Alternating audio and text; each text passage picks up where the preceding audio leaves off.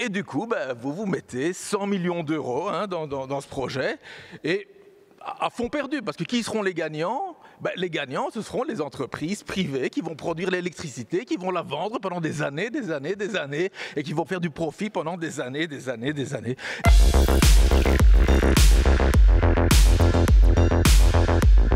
Qu'est-ce qu'on retrouve dans votre plan? Par exemple, la majorité des investissements sont des investissements qui sont des investissements publics pour le privé, on va dire. Je vais prendre un exemple assez caractéristique, c'est cette fameuse île qui va être bâtie en mer du Nord pour accueillir les éoliennes offshore. Le privé n'y va pas tout seul. Pourquoi? Parce que c'est trop coûteux, trop risqué. Et du coup, vous vous mettez 100 millions d'euros dans ce projet, et à fond perdu, parce que qui seront les gagnants?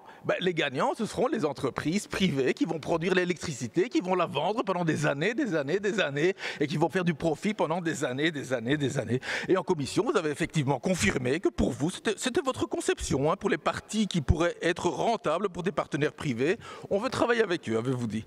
L'autre problème, c'est les réformes qui sont imposées par l'Union européenne, parce qu'ici, on met un petit acompte, l'Europe met un petit acompte, mais le sol sera versé si on met en place les réformes telles qu'exigées.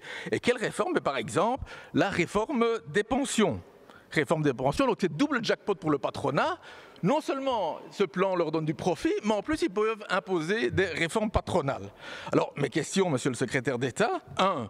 Pourquoi pas de vrais investissements publics qui valorisent le patrimoine de l'État? Pourquoi plutôt financer les profits des grandes entreprises privées? 2. En quoi consiste cette réforme des pensions? Est-ce qu'on va allonger les durées des carrières, détricoter les périodes assimilées, encore s'attaquer aux prépensions? Et 3. Comment se fait-il que ces 5,9 milliards ne vont finalement créer, selon Bureau du Plan, que 2300 emplois? 5,9 milliards pour 2300 emplois.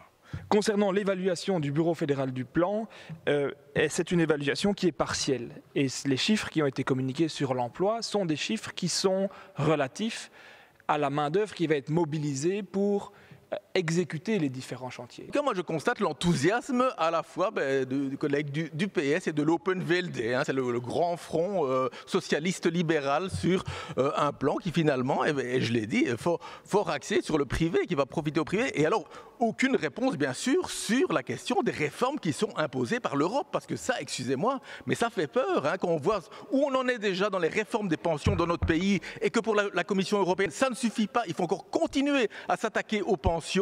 Les réformes que vont imposer l'Europe pour donner l'argent. Vous n'avez pas répondu à ça, vous n'avez pas répondu.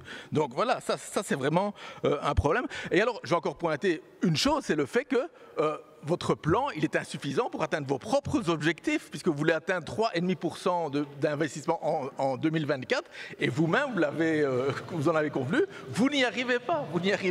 Donc vous n'atteignez pas vos propres objectifs.